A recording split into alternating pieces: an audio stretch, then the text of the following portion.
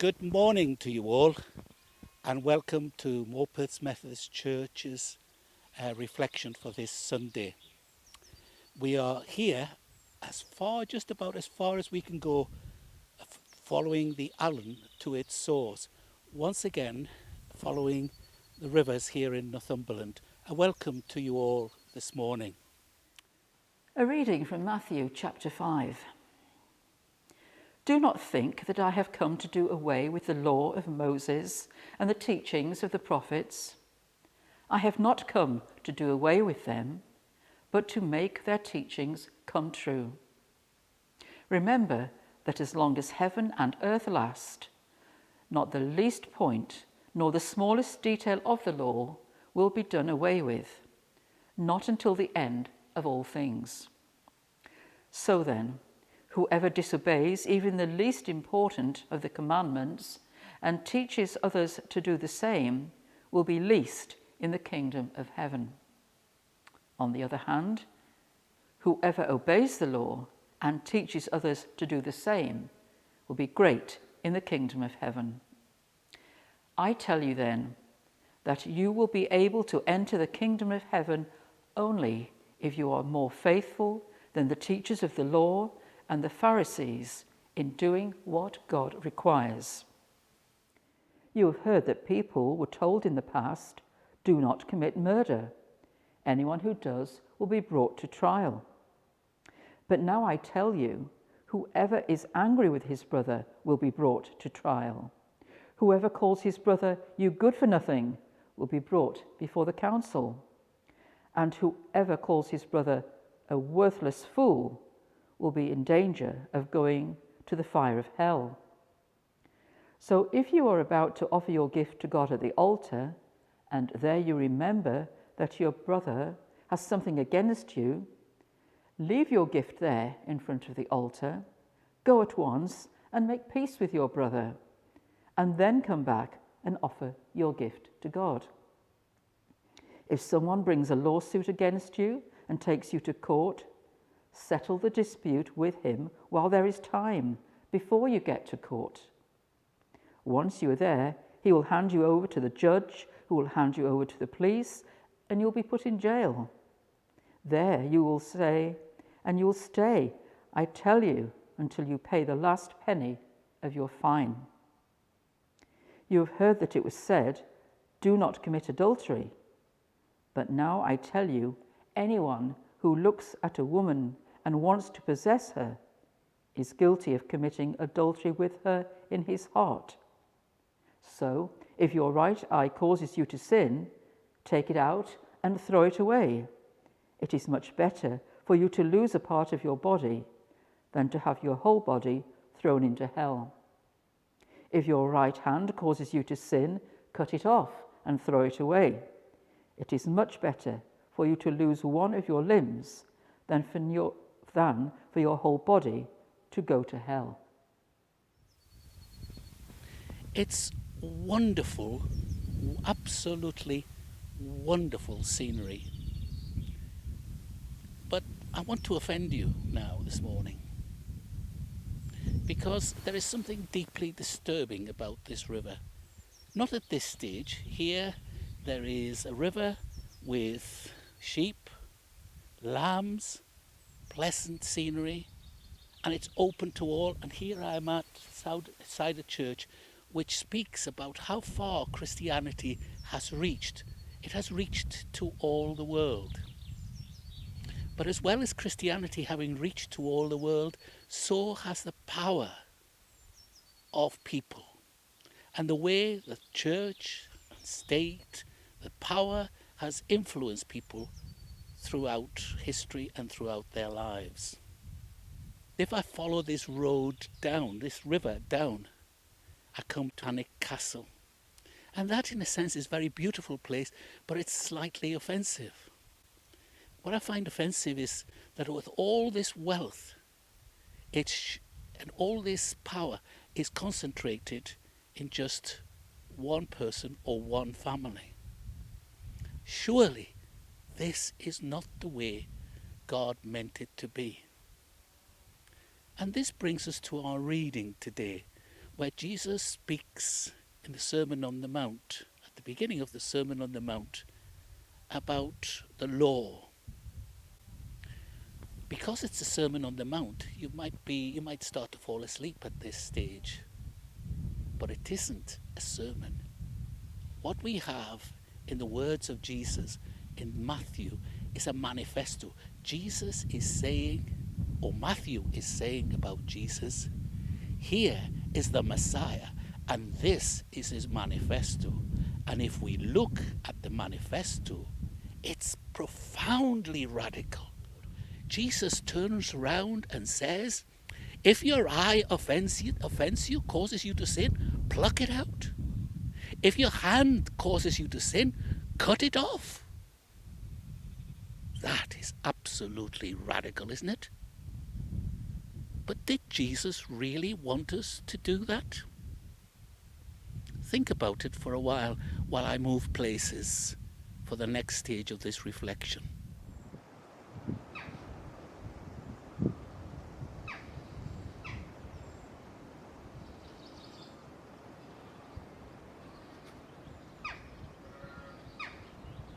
Well, here it is. I've managed to transport myself from Alham down to all the way down the 17 miles of the Allen River to Almouth Friary. A welcome to you for the second part of this reflection. Almouth, as the name suggests, is at the point where the Allen flows into the North Sea. And if you follow the river from its source to its mouth, you pass, as I say, through Alnwick, a beautiful town at the heart of Northumberland, dominated by its castle. A castle that, with other large areas of land, is owned by the Duke of Northumberland and his family. While I may pause and admire the buildings and its history, whenever I see this castle, still almost as the day it was built, something inside me feels slightly uncomfortable, and to put it bluntly, offended. When I see Walkwith Castle just down the way there in ruins, I say, why hasn't this place burnt down or something happened to it? And I also ask myself, how is it that one family has ended up with so much? Is it just? What does it say about our humanity and the way we use our power and our wealth? Lots of questions for me, at its mildest. Disquiet, if not offence, at its worst. Especially since getting to where I am now, I could pass through a road that for miles, on one side is open, countryside, while on the other side there is what seems to me a blot on the landscape of a wall that says, keep out. That tends to feed my disquiet sense of injustice and offence. So I come to this place here that is totally the opposite. Open, completely open. That is COVID restrictions barring, and just a week away from hopefully being allowed access to the place where I used to come for quiet. A place that I can walk to its gardens, be invited to freely, available, and that is not only offering me, but I believe also offers others welcome. So I am here with my sense of offence, my sense of feeling a sinner, with the words of Jesus ringing in my ear about what to do with the eye or hand if they have been a cause of sin. Well, let me show you something. Thanks to technology, I'm able to do something about my feelings, at least about Alnwick Castle. Take a look at the first image of Alnwick Castle, and then I'm going to pluck it out from the scenery, all through the wonders of technology. Here it is.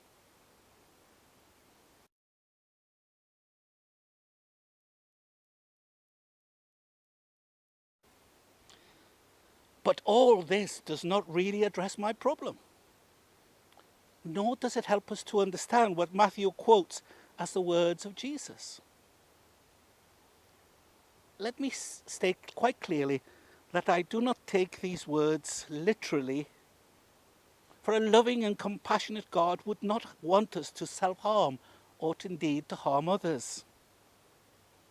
Also, while I may in an instant, in response to my sense of offence, to my feelings about Alnwick Castle, may remove it in a photograph, there is no way I would incite direct action against it, nor its people, nor the people that are work within it or protected by it. I suspect that in the end, all I would do is to replace one small set of people with another set.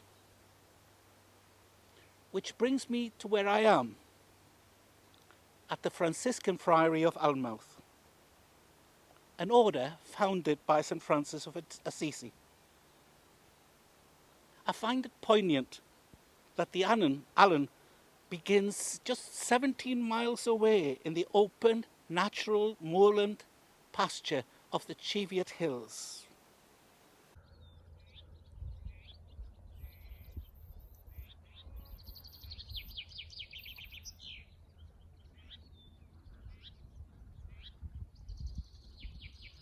And ends in a large estuary beside the somewhat isolated village of Almouth and this open community here, founded on respect for the world and its creatures, founded by a wealthy individual who gave up all he could have inherited to help and care for people and the creatures in need. Francis, I believe, discovered that his life began in the vast openness and generosity of God, and ended when it spilled out into the vast eternity and generosity of God. In between, he could have lived a life of wealth and privilege, but decided to eschew it and dedicate himself to others and to nature. He set out to imitate Christ and literally to carry out his work. He preached, "Your God is your flesh. He lives in your nearest neighbour, in every person." He and his followers celebrated and even venerated poverty, which was so central to his character that in his last work, the Testament, he said that absolute personal and corporate poverty was the essential lifestyle for the members of his order. He believed that nature itself was the mirror of God. He called all creatures his brothers and sisters, and even preached to the birds. His deep sense of brotherhood, however, under God, embraced others, and he declared that he considered himself no friend of Christ if he did not cherish and care for those whom Christ died for. Now, like the words of Jesus, the words of the Testament are no insipid statement. They are a powerful manifesto of intent, I have to say. You see, I have no doubt that if Jesus walked our streets, lanes, highways today, his words would be as powerful as they were 2,000 years ago. I have no doubt that he would be offended by the gaps we create between the rich and poor in our world, the powerful and the less powerful, the ones who have justice and the ones who don't get justice at all. In many ways, throughout my ministry, I have built up a natural and powerful empathy for those theologians in Latin America and other parts of the world that have developed a theology of liberation. Liberation meaning to help people to understand that they are not the cause of their poverty, that God is not the cause of the poverty, that poverty and injustice lies very much in our human created institutions, and that we need to change that. We need to change our world and each other's hearts. The words that Judith read to us over there in Alum are a most poignant and personal element. The words of Jesus are addressed not to some crowd. They're not a sermon open to many for to hear. They are addressed to me and to you. They are powerful words. He says, I tell you, pointing the finger at us. You will enter the kingdom of heaven only if you are more faithful than the teachers of the law.